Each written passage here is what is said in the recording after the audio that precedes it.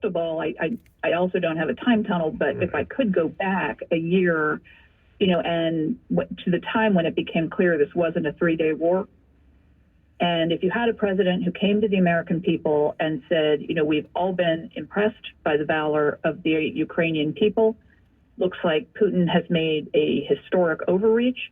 I am calling a summit of our major NATO allies to discuss how we win the war in Ukraine. And then you gather everybody together and you say the United States is willing to spend X. Pick $50 billion.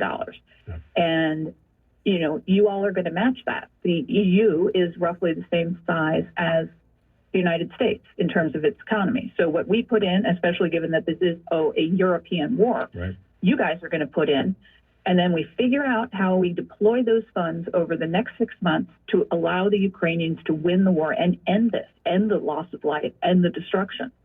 So that didn't happen a year ago. Right.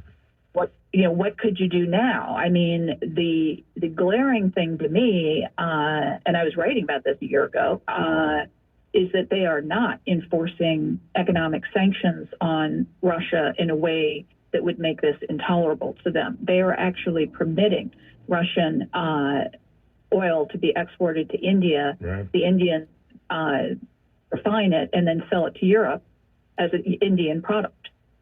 They literally said to Prime Minister Modi when he was here, that's fine, you keep doing that.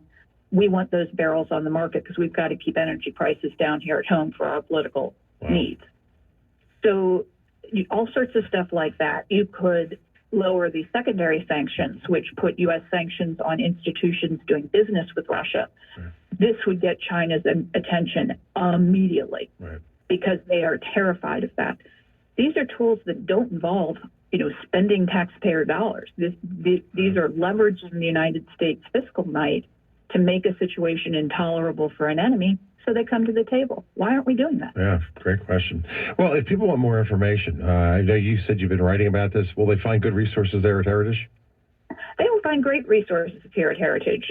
One of the criticisms that it's actually been quite personally irkful to me is that we're doing Ukraine policy by meme. We are not. We have a number of long-form papers that detail our position over the last 18 months and op-eds at heritage.org. I have a page on that site. If you search there, and then my Twitter's at Victoria.Coates. Well, it sounds great. It's heritage.org. Go there. You can find all the Heritage.org. Hey, thank you, Victoria. I really appreciate the time. Always